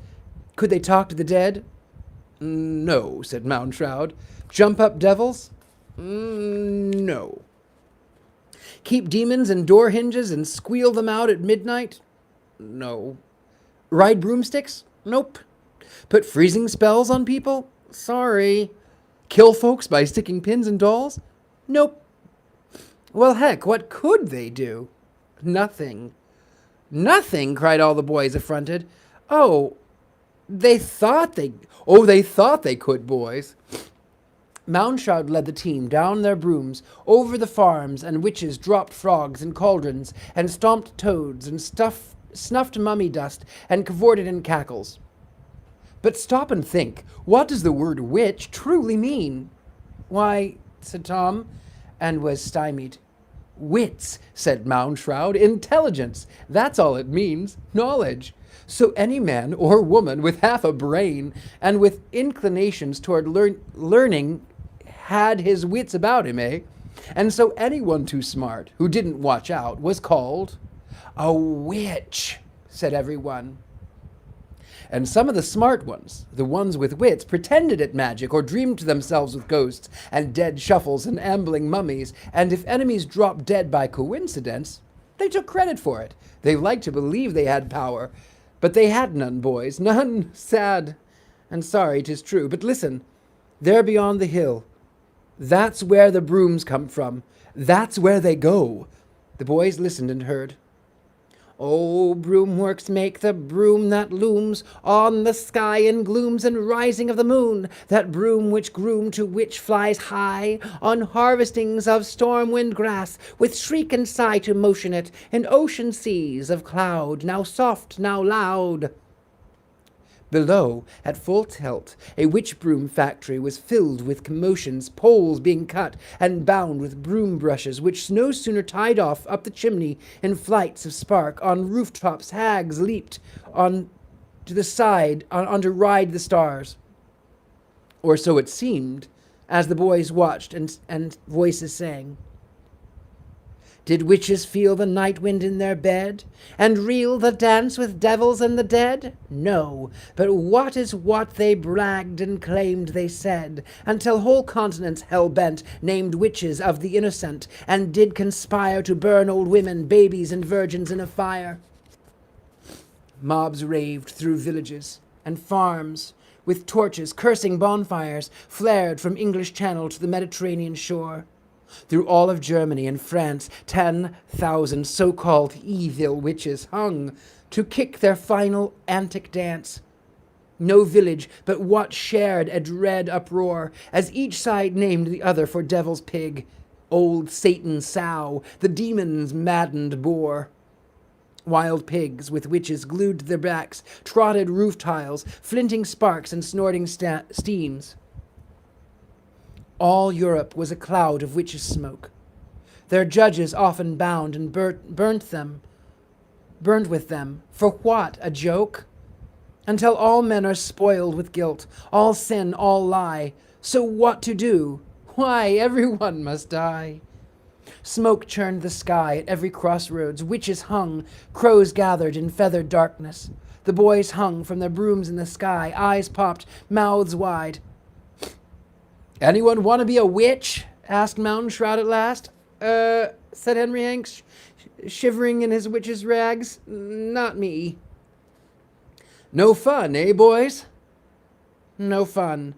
The brooms flew them off through the chars and the smoke, and landing on empty street in an open place in Paris, their brooms fell over, dead.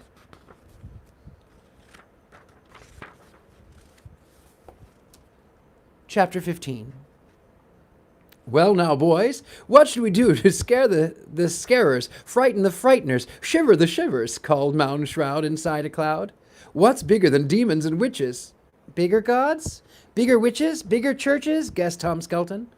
Bless you, Tom. Right. An idea gets big, yes? A religion gets big. How? With building large enough to cast shadows across an entire land. Build buildings you can see for 100 miles. Build one so tall and famous it has a hunchback in it. Ringing bells. So now, boys, help me build it brick by brick. Flying buttresses. By flying buttresses, let's build. Notre Dame, shouted the 8 boys. And all the more reason to build Notre Dame because, said Moundshroud, listen. Bong! A bell tolled in the sky. Bong! Help! Whispered a voice when the sound had died. Bong! The boys looked and saw a kind of scaffolding reared up in half a belfry upon the moon. At the very top hung a huge bronze bell that was tolling now, and from inside that bell, with every crash and bang and gong, the small voice shouted, "Help!" The boys looked at Moundshroud. Their eyes blazed a question. Pipkin? Meet me in the air, thought Tom, and there he is. There, hung upside down over Paris. His head for a knocker was Pipkin and a bell. For the shadow ghost, or lost spirit of Pipkin, anyway. Which is to say, there was a bell, and when it sounded the hour, why, that sound was made by a flesh and blood clapper which knocked the rim. Pipkin's head banged the bell. Bong! And again, bong! Knock his brains out, gasped Henry Hank. Help! Called Pipkin. A shadow in the bell, a ghost chained upside down to strike the quarters and the hours. Fly, cried the boys to their brooms, but their brooms lay dead on the Paris stones. No life in them, mourned Moundshroud. Juice, sap, and fire all gone. Well now, he rubbed his chin to sparks. How do we get up to help Pipkin with no brooms? You fly, Mr. Moundshroud. Oh no, that's not the ticket. You must save him. Always and forever, again and again, this night until one grand salvation. Wait. Ah, inspiration. We were going to build Notre Dame, correct? Well, then let us by all means build it there, and climb our way up to the hard-skulled knock the bell, sound the hour, Pipkin. Hop it. Lads, climb those stairs. What stairs? These. Here, here, and here. Bricks fell in place. The boys leaped, and as they put a foot up and down, a stair came under it, one stone at a time. Bong, said the bell. Help, said Pipkin. Feet galloping, empty air came down to tap, rustle, clomp on a step, another step. And yet another, and another climbing empty space. Help, said Pipkin. Bong, again went the hollow bell. So they ran on emptiness, with Moundshroud prodding, shoving over it, shoving after. They ran on pure windy light, only to have bricks and stones and mortar shuffle like cards, deal themselves solid, take form beneath their toes and heels. It was like racing up through a cake that built itself layer on stone layer, and the wild bell and sad Pipkin shouting and pleading them on. Our shadow, there it is, said Tom. And indeed, the shadow of this cathedral, this splendid Notre Dame, was tossed by moonlight all across France and half of Europe. Up, boys, up! No pause, no rest, run! Bong! Help! They ran. They began to fall with each step, but again and again the steps came in place and saved them, and ran taller to the shadow of the spires, loomed tall across the rivers and fields to snuff the last witches' fires at crossroads. Crones, hags, wise men, demon lovers, 1,000 miles off, snuffed like candles, whiffed to smoke, wailed and sank to hide as the church leaned tiled across the heavens. So even as the Romans cut down the Druid trees and chopped their god of the dead to fall, now with this church, boys, cast such a shadow as knocks all witches off their stilts, and puts seedy sorcerers and trite magicians to heel. No more small witch fires, only this great lit candle. Notre Dame, presto! The boys laughed with delight, for the last step fell in place. They had reached the top, gasping. Notre Dame Cathedral was finished and built. Bong! The last soft hour was struck. The great bronze bell shuddered and hung empty. The boys leaned to peer into its cavernous mouth. There was no clapper inside the shaped like Pipkin. Pipkin? They whispered. Kin, echoed the bell in a small echo. He's here somewhere, up in the air. Meet him. That's what he promised. And Pipkin falls back on no promises. Oh, wait, that was Moundshroud, sorry. He's here somewhere, up in the air. Meet him. It's what he promised, and Pipkin falls back on no promises, said Moundshroud. Look about, boys. Fine handiwork, eh? Centuries of toil done in fast gallop and sneeze, right? But something beside Pipkin is missing. What? Glanced up. What? What? Glance up. Scan around, eh? The boys peered. They puzzled. Don't the place look awful plain, boys? Awful untouched and unornamented? Gargoyles! Everyone turned to look at Wally Bab, who was dressed as a gargoyle for Halloween. His face fairly beamed with revelation. Gargoyles! The place has got no gargoyles. Gargoyles? Moundshroud uttered, and ulated and beautifully ribboned the word with his lizardly tongue. Gargoyles? Shall we put them on, boys? How? Why, I should think we could whistle them in place. Whistle for demons, boys. Whistle for fiends. Give a high, great, tootling blow for beasties and ferocious fanged loomers of the dark. Wally Bab sucked in a great breath. Here's mine, he whistled. All whistled. The gargoyles, they came running. Chapter 16. I think we'll do one more chapter, and then I'll finish this. I think I have tomorrow night.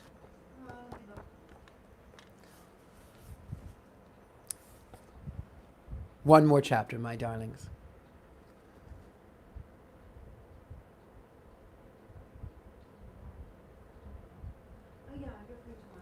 So I'll read the rest of this tomorrow after this chapter. The unemployed of all the midnight Europe shivered in their stone sleep and came awake. Which is to say that all the old beasts, all the old tales, all the old nightmares, all the old unseen, unused demons put by and witches left in the lurch, quaked at the call, reared at the whistle, trembled at the summons, and the dust devils of the propulsion skimmed down the roads, flitted skies, buckshot through shaken trees, forded streams, swam rivers, pierced clouds, and arrived, which is still to say that all the dead statues and idols and semigods and demigods of Europe, lying like dreadful snow all about, abandoned in ruins, gave a blink and a start came salamanders on the road, or bats in skies, or dungeons in the brush. They flew, they galloped, they skittered, to the general excitement and amazement and much babbling. Shout from the fringe of boys leaning out, Moundshroud leaning with them, the mobs of strange beasts, came from the north, south, east, west to panic to the gates and wait for whistles. Shall we drop white-hot boiling lead down on them? The boys saw Moundshroud smile. Heck no, said Tom. Hunchback already did that years ago. Well then, no burning lava, so shall we whistle them up? They all whistled, and obedient to summons, the mobs, the flocks, the prides, the crush, the collection, the raving flux of monsters, beasts, vices, rampant virtues gone sour, discarded saints, misguided prides, hollow pomps oozed, slid, succored, pelted, ran, bold and right, up the sides of Notre Dame. In a flood tide of nightmare, in a tidal wave of outcry and shamble, they inundated the cathedral to crust themselves on every pinion and upthrust stone. So here ran pigs and all that climbed, Satan's goats, and yet another wall knew devils which recarved themselves along the way, dropped horns and grew new ones, shaved beards to sprout tendril earthworm moustaches. Sometimes a swarm of only masks and faces scuttled up the walls and took the buttresses' heights, carried by an army of crayfish and wobbly, crotchy lobsters. Here came the heads of gorillas, full of sin and teeth. There came men's heads with sausages in their mouths. Beyond danced the mask of the fool, upheld by a spider that knew ballet. So much was going on that Tom said, "My gosh, so much is going on." "And there's more to come. And more to come there," said Moundshroud. For now that Notre Dame was infested with various beasts and spidering leers and glooms and masks, why, here came dragons chasing children, and whales swallowing Jonahs, and chariots chock full of skulls and bones, acrobats and tumblers yanked out of shape by demi-demons, limped and fell in strange postures to freeze on the roof, all accompanied by pigs with harps and sows with piccolos and dogs playing bagpipes, so the music itself helped charm and pull new mobs of grotesques up the wall to be trapped and caught forever in the sockets of stone. Here an ape plucked a lyre, there floundered a woman with a fish's tail, now a sphinx flew out of the night, shed its wings, and became a woman and lion, half and half, settled to snooze away the centuries in the shadow and the sound of high bells. "Why, what are those?" cried Tom. Moundshroud, leaning over, gave a snort. "Why, those are sins, boys, and nondescripts. There crawls the worm of conscience." They looked to see it crawl. It crawled very fine. "Now," whispered Moundshroud softly, "settle, slumber, sleep." And the flocks of strange creatures turned about 3 times like evil dogs and lay down. All beasts took root. All grimaces froze to stone. All cries faded. The moon shadowed and lit the gargoyles of Notre Dame. "Does it make sense, Tom?" "Sure. All the old gods, all the old dreams, all the old nightmares, and all the old ideas with nothing to do with out of work. We gave them work. We called them here. And here they will remain for centuries, right?" "Right." They looked down over the rim. Was a mob of beasts on the east battlement, a crowd of sins on the west, a surge of nightmares on the south, and a fine scuttle of unnamed vices and ill-kept virtues in the north. Said Tom, proud of his night's work, "I wouldn't mind living here." The wind crooned in the mouths of the beasts. The wind crooned in the mouths of the beasts. Their fangs hissed and whistled. "Much thanks." We will continue this tomorrow night, chapter 17. I hope you're enjoying it. I know I certainly am. Once more, my beauties, if you are enjoying this, check me out on Patreon under The Gentleman's House. If you Google The Gentleman's Psychic Patreon, it'll come up as The Gentleman's House. And you can find me on PayPal under my email, rlillard6@gmail.com. You can find me on Venmo at Richard-Lael Lillard, RICHARD LAEL LILLARD. And I look forward to seeing more of you. Thank you so much for joining me. If it's not too much of an imposition, it always helps to keep the channel going. I appreciate you. I adore you. Thank you for everyone who is watching now, everyone who is watching in the future. Until then, I love you. Good night. Thank you, everybody. Good night.